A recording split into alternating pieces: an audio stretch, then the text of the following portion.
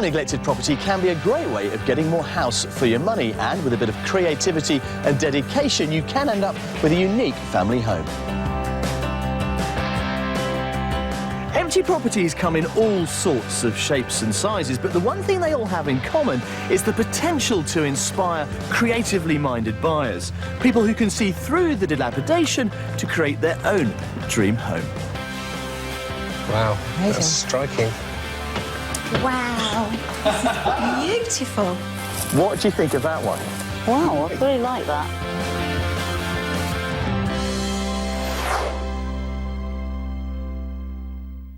We're tracking down those unloved properties that are full of potential for the right buyers, but it is going to take some imagination and just occasionally a bit of detective work. First, I'll be taking a couple round 2 vacant houses waiting to be turned back into homes. Wow. And we'll be visiting formerly neglected properties that are now stunning family homes. Now, many empty properties may lack the lustre of those that have been done up ready for the open market, but if you know what to look for, lurking beneath that shabby surface could be the home of your dreams, and for a fraction of the price. Adrian and Marie are just such a couple hoping to track down a bargain. They currently live in Ruislip, West London, but think now is the time to move up the property ladder and into a more desirable location. The idea is that where we want to live, previously we couldn't afford to live there. Now we're thinking, well, we might be able to afford to live there because the house prices have dropped. It needs to be large enough to grow into over the next probably 5–10 years.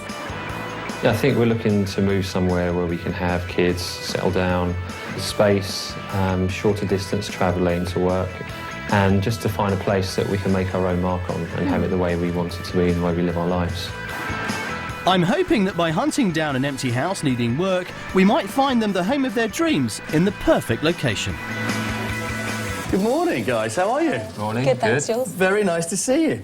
Now then, this new plan of yours to move to an empty property and make it your own, how much of a challenge do you think it's going to be? It's going to be a big challenge, I think. Yeah, we're not professional builders. No. I'm of Irish heritage, so my father's a builder, and I've got 2 brothers who are in the building trade. My job's working in an office, so they call me the desk jockey. Really, I'm not skilled in the trade. I can knock down a few walls. Yeah. And then we're also planning for the future as well, thinking kids next year, so we need to have extra rooms in the house. So it's all about getting more space, isn't it? Yeah, definitely. The house we're in at the moment is a 2-bedroom house. We like the house in terms of it's bright, it's airy, but we could just do with an extra room, maybe an extra 2 bedrooms, for instance, and just a bigger area for entertaining, because at the moment we've got 2 quite small areas which aren't really any use at all for entertaining. And you couldn't adapt where you live at the moment? We could, but the location is kind of another key area as well, so we'd like to both move closer to our family and friends. Well, let's have a think about how much you've got to spend. I think realistically it's probably about 350,000, so that would be, say, 300 for a property, £50,000 on getting the place fixed up. What I think we need is somewhere, say the downstairs, all open plan, so kitchen, living room all together. Back of the house, those bifold doors that just open straight out to the garden. The whole modern look, you know, everyone's going for that kind of thing at the moment. Good. Well, it's quite a groovy picture that you're painting. I like it. It's pretty expensive as well. Well, you know, yes and no. I think the point about empty properties is that if you get it right, it's about trying to achieve really good value for money. Yeah. So, who knows? Let's have a look and see what we can find you. Okay. OK, so Adrian and Marie are looking for somewhere in West London that's enough of a blank canvas for them to make their mark on it, with at least 3 bedrooms for them to grow into as a family, and all for a budget of £350,000. I'm hoping a vacant, cheaper property in need of a bit of work and a bit of vision might just satisfy all their needs. Which is why I've brought them here. Isleworth is a slightly less well-known inner suburb of West London. It's close to Twickenham, and despite being only 30 minutes from the centre of London, has plenty of green, open spaces, perfect for young couples like Adrian and Marie hoping to bring up a family. The 50s saw a huge programme of post-war regeneration in this part of London, so there are plenty of good, solid houses here, some of which have hardly been touched since the day they were built. Houses, in fact, like this. What do you think of that one? It's got potential. I like it, you know. It's definitely run down. That's what we were talking about. Yeah, I mean, it's been empty for about 8 months. I mean, the obvious thing to mention, I suppose, you can hear it above us, is the flight path into Heathrow. That's West London, unfortunately. I like the size of the house. Yeah. Looks great. The road looks lovely as well. It's a really real welcoming. wide road here. Yeah. It's really spacious. And I you've like got the parking. potential. Brilliant. Yeah. Money-wise, this is on the market for 289,950. Okay. So call it 290. Yeah. Right. Clearly, that's negotiable to a point, leaving you with effectively at least 60,000 Yeah. to do what you want to do to it, whatever that is. Yes. You have to see inside first. Indeed. Let's go and have a good look around and let's get creative and try and create your world in here. Great. Okay. The house is arranged as a typical 3-bed semi. It's got 1 bathroom, complete with what looks like an original avocado bath suite, and a decent-sized and well-maintained garden. It's also got some quite roomy living space downstairs, which I think could be made even bigger. Yeah. Wow. What do you think? Loving the paisley carpet, but even more is I can see my bifold doors already, Yeah. and the whole garden just coming into the house. What you had in mind? Relaxing. Yeah. Really nice. Okay. Yeah. What I'm seeing already is that, you know, keep the fireplace here, knock down these walls, and have a kind of an open area where this could be a central piece. Yeah. Just notice that there's no central heating. No. So that's another expense. Yeah, I'm exactly. just adding up all the numbers here. We'll keep adding. Okay. Let's go through here. Thanks. Well, this is currently the kitchen, all right? There's the reverse of the wall that we were talking about knocking down from the living room. You could make this separate dining area and relocate the kitchen outside into the garage. Yes. Okay, that's starting to make sense. In which case, you automatically, effectively gain a reception room Yeah. downstairs. Great. Yeah? And I've got some plans here which should help explain it all. So, there it is, in all its glory. Now, one thing we haven't really described, I suppose, is the garden itself. Not a bad size. It is good Great. size. It's lovely. Yeah. Now, the key thing to really get hold of here, I think, is what to do with the garage Yeah. there. So, in terms of the layout, my guess is this would give you the sort of contemporary feel that you're looking for. Yeah, absolutely. I'm liking the open plan, but with knocking down even more walls. Something I like doing. I've just noticed that next door have a real big extension out the back, so maybe bringing it out even further. Yeah. Adrian makes a good point. When sizing up renovation projects, it's always worth looking at neighbouring properties to see how far you might be able to extend. Though as this property already has 3 bedrooms, I wonder in this case whether they'll need to. It's roomy. It is, you know. I was thinking downstairs with a garage building above, but do we need to? Because this is big. And it's big enough. I suppose the key thing that you'd want to address is the kind of bathroom arrangement. We've got a separate toilet there and bath, shower, sink, etc. there. Yeah. Yeah. Really simple thing. It's just knocking that party wall out Yeah. and giving you a much bigger and better modern bathroom. So are you feeling a little bit daunted by this one or not? No, actually, not at all. I can see the spaces here. I just wouldn't fancy kind of getting down and pulling it all out, so I'd want somebody to come in That's where I and do start. that. But, Friends no. and family. Yeah, well, I can see the wheels turning, mate. It's all Yeah, good. I'm yeah. glad it's inspiring you. OK, well, look, we've had a good look around inside. Let's go back out to the garden and kind of draw it all together. Great. And see what we think overall. Okay. After you. Thank you. Before taking on a project like this, you should always get a building expert to have a good look round and give you some idea of costs. We asked a local architect to measure up for everything, including knocking through the kitchen and living room into one free-flowing living dining area, building a new kitchen and utility room in the garage, and combining and updating the upstairs bathroom and loo. All in, we're at about 37,000 quid on top of the purchase price of 289,950. So we're looking at 327. That's good. Still under. You still got £23,000 Yeah. from your 350 budget. Yep, to which soak Marie up will all- spend on lots of expensive furniture. Yeah. Well, you know, Made a place, if yeah, you want lots to of go for cushions. these bifold doors that you talked Yeah. about, we haven't priced those up, obviously. But again, you know, you've still got, as I say, 23 grand Yeah. at least to play with. I think you really would get it done. Yeah. So is it a contender? Is it on the list? Yep, Absolutely. I think it definitely Yeah. is. Brilliant. I'm really glad you like this. It's well worth thinking about, but it is only one of the properties we're going to show you. Taking on an empty property can be immensely rewarding, both financially and emotionally, as you have infinite scope to turn it into a home tailored for you. Susie Bishop knows this all too well, as 30 years ago, she and her husband Jeremy began an ongoing love affair with this tumble-down mill in Cornwall. We used to drive past it when it was a ruin, and we used to look in there and think, oh, wouldn't that make a wonderful house? She eventually bought it in 1981 for the princely sum of £10,000 and started a 7.5-year journey to turn this ruin into her dream home. It was a working mill when it was first built about 250 years ago. It was a working corn mill, grinding the corn. And it was used as a farm building, and a horse whisperer lived here for a while. And in fact, what is now our dining room used to be a milking parlour. And this kitchen where I'm sitting, he used to drive his tractor in off the road. We had to apply for planning permission because it hadn't been lived in for over 100 years. But when eventually we did get the plan sorted out, the first thing we did was to come over here with a bottle of homemade wine and a pickaxe, and we attacked what we knew would be a really nice fireplace in the sitting room, which was bricked over. And we found a lovely open fireplace with a clome oven at the back of it. And the fireplace wasn't the only original feature Susie was keen on keeping, though, as she now admits, her pursuit of authenticity may have sometimes gone a touch too far. We've tried very hard to make it as it might have looked, in that we tried to do away with sharp corners. We've kept the same height levels for the doors, especially this one in the kitchen, which perhaps was a bit of a mistake because it's actually only 5'2", and maybe we should have raised it a little, but that was the original height. And all the way through, we've tried to make it look as if it was an 18th century cottage that we've just come to live in. We paid £10,000 for it in 1981. We spent around £40,000 on building materials because we did it nearly all ourselves. Now it's worth about £650,000, something like that.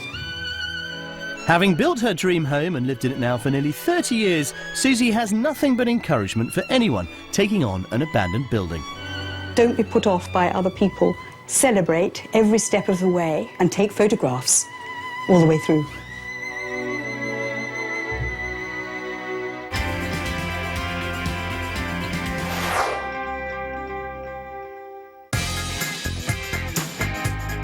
Adrian and Marie are hoping to capitalise on the downturn in the property market by moving to a more desirable area of London. They also think a rundown house might give them better value for money. They're looking for somewhere in West London that's a blank canvas so they can add their own style, and with at least 3 bedrooms for when they grow as a family. Their total budget for purchase and renovations is £350,000, and they could certainly see the potential in the first house I showed them. Is it a contender? Is it on the list? Absolutely. Yeah, I think it definitely is. Brilliant. I think the next one is an equally exciting proposition. Situated on a quiet road, this 1930s mid-terrace is in the more expensive London suburb of Ealing, which, with its shops, social life and transport links, is a mecca for young professionals like Adrian and Marie. This is on for £335,000. In terms of parking, you could drop the curb there and give yourself some parking, as indeed many other people have done. Yeah. But until you see the inside, it's a mystery. Absolutely. Can't have a look. Fully modernised houses on this street can go for around £400,000, so this is definitely a bargain. It's been empty for a couple of months, ever since tenants moved out. It's got 3 bedrooms, a decent and functional modern bathroom, all of which you wouldn't need to touch.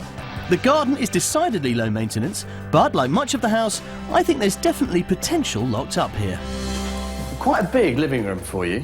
Yeah. Now the kitchen, look at this. Big cupboard. Tiny. But in terms of potential, have a think, come in here. What would you do with this?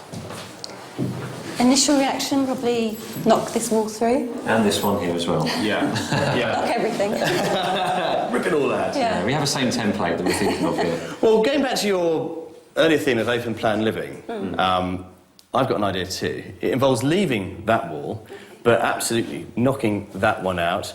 And the idea is to push the whole property out that way, through those double doors. Have a look at this, got some very interesting plans here. The kitchen area sits in here, effectively, using this back wall. That's why I wouldn't knock it down. Okay, yeah. Giving you a really big, open plan, kind of family living area. The whole end of this goes out to these lovely bifold doors that you're very keen on. That's it. Okay. Like that. Is it growing on you now? Yeah. But I'm thinking how much of the garden will be left after this? Well, let's go outside and have a look. We can sort of pace it out.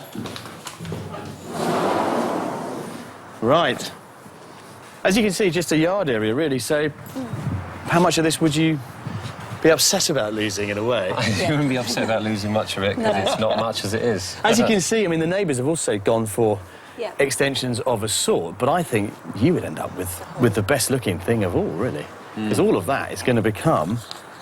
I'll go back to our plan, looking through to the kitchen. Yeah, so most of the back's going to be glass. Yeah. That's going to look good.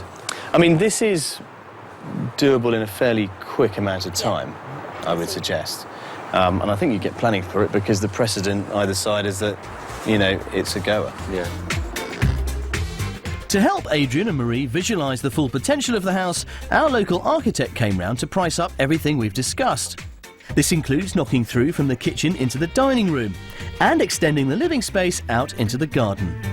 The costings for this, bearing in mind the initial spend on the house is 335, although to be fair, I think you get it for considerably less than that. Yeah. But all in, to do this extension, about £20,000. Okay, 20. So in terms of the overall cost of the building, you could do this for 350. Okay. And remembering that similar extended properties here go for much more makes this a very interesting proposition. But will Adrian and Marie prefer it to the first house I showed them? Well, we'll have to wait to find out. Dick Preston and his family took on a much longer restoration project when he fell for this rundown chapel in Festiniog, Wales. When we first saw it, it was a lovely autumn afternoon with the blue sky and sunshine. We were gobsmacked, quite frankly. We walked in and it was dreadful, to be honest. There was water on the floor, there was paper peeling off the walls.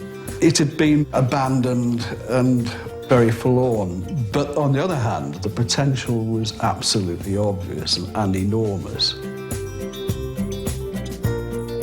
Because we were so much in sympathy with the building, the ideas we had didn't cause any problems with the local planning officer. In fact, he was rather pleased that we decided to keep as much as we could because, you know, that's what the building's about, really. We didn't do the main structural work. I'm not big enough, I'm not strong enough. You need a team of people. But as regards finishing off, I did just about all of it myself, including all the detailed woodwork. I built all the kitchen units and the tops. It's been nothing but a huge pleasure to do all the work on it. It's a great place to live. I stare out the window in the morning and think how lucky I am. He bought the chapel buildings at auction 9 years ago for £31,000, then sold 2/3 of it with planning permission in place to help fund the restoration of the vestry area where he now lives. We spent about £50,000 to £60,000 and we think that when finished, which it very nearly is, it'll be worth about £250,000. I'd recommend it to anybody, to be honest. Whether I can do it again, I mean, I sometimes think perhaps I got another property in me, so to speak. But realistically, I'm getting a little long in the tooth. But maybe one more, we'll see.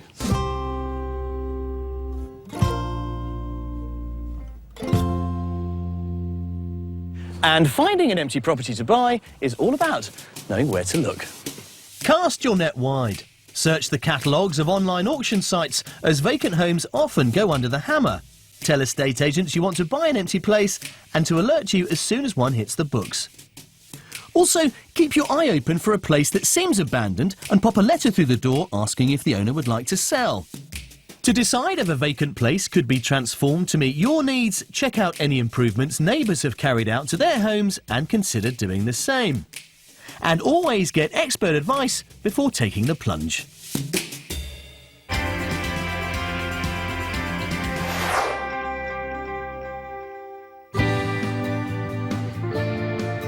Adrian and Marie are hoping to trade up to a more desirable area of London by bagging an empty house bargain and turning it into their new home. I've shown them two very different properties, both with tons of potential, but have they fallen in love with either of them? So how have you found your look around our empty properties? Excellent. Really enjoyed it. Yeah? really opened my mind to different properties, different areas. Kind of helps us realise that we can't have everything. Yeah. You've got to make a balance between location, size, what's inside the house, what's outside the house. Yeah. So, you know, it's things to think about. Well, let's go back and have a think about the properties in order. The first one, underneath the flight path, Yeah. but it did have a lot of scope. You seem quite taken with it. Yeah. Yeah, I think for me, having the space around it was a big plus point. Yeah, we've never been to that area before, so you kind of help us discover a new area. Just coming up the road, there was lots of space, lots of greenery, and the back garden was just great. And what about the ideas that we discussed in terms of opening it all up, you know, pushing the kitchen into the garage and so forth? Are they things that you would be interested in taking forward? Yeah, Definitely. I think they're perfect. That's what we're looking for, is that open plan feel. Our second property, I suspect Ealing, perfect Yeah. for you. Yeah, felt a bit overlooked was one main thing for me. It's made us realise that actually the location that we're looking for, potentially, we can't really get what we want. I mean, are you going to take the first property further? Are you going to go back and have another look? Yeah. And Definitely go back and have a look. Do a bit of research around the area. Speak to the neighbours. Yeah. Yeah. I do hope we've inspired you and given you a few ideas, and let us know how you get on. We will. Cheers. Thanks a lot. Thanks. Pleasure. You know, the thing I've really loved about this property search with Adrian and Marie is that they've approached each one of the houses we've shown them with a genuine sense of compromise, but importantly, with a real sense of creative flair, because after all, that's what these empty houses need, if indeed they are to become viable family homes for the future. And indeed, if they do secure the property that they have got their eye on, it should turn out to be a wonderful family home for the pair of them.